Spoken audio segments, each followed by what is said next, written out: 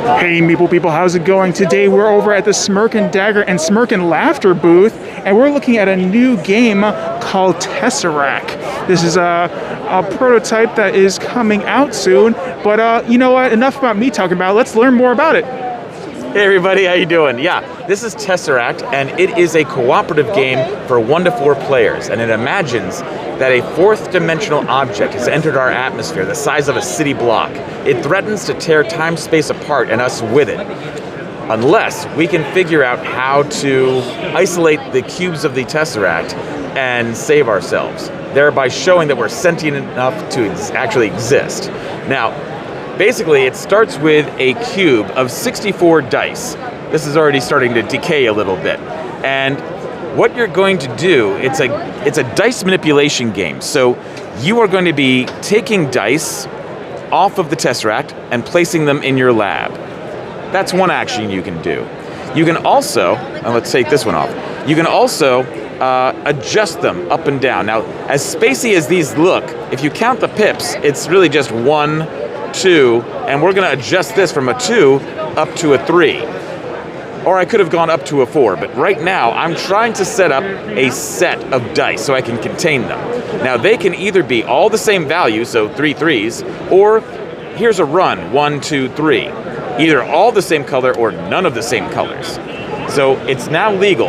What we want to do now is take this, and we are going to contain the 3. We're one step closer now to filling out this matrix, and this must be completed completely so that we can win the game. Now back over here, this is the threat area. These are primed cubes, poised to destroy us when they go off. Now, every turn at the end of my 3 actions, I'm going to have to take the lowest height cube of the lowest value off of the Tesseract. So it looks like it's going to be this green 1. I'm going to roll it, and then, oh, this is the problem right here. When we have 3 or more of a value in the primed area, that causes a breach.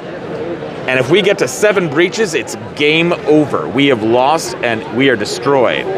That may also happen if all the cubes are removed from the Tesseract before we can contain them.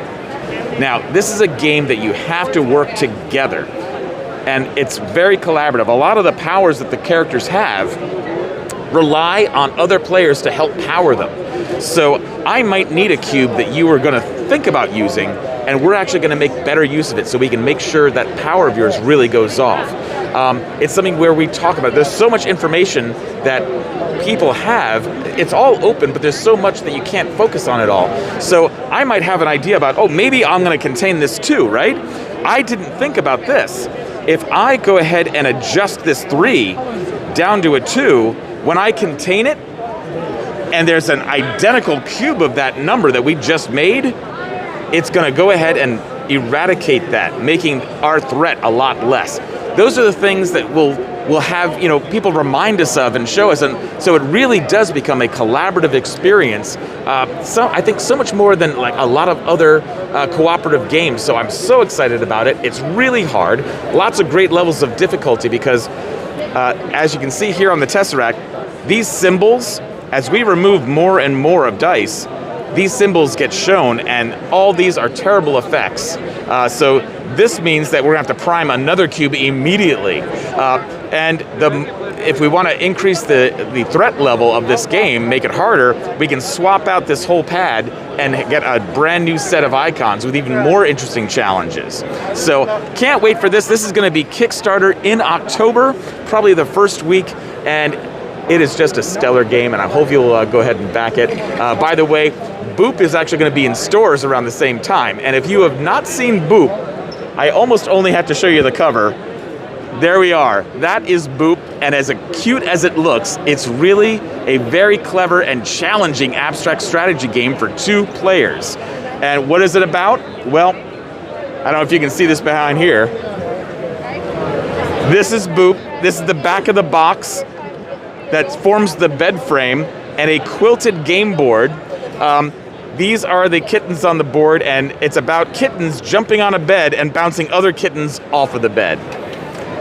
Now, what you're really trying to do, though, is you are trying to create a row of 3 kittens, and then you can graduate them, take them off the board, and then you get 3 adult cats in your pool to replace them. 3 adult cats in a row, and you'll win the game. But it's not that simple, and here's why.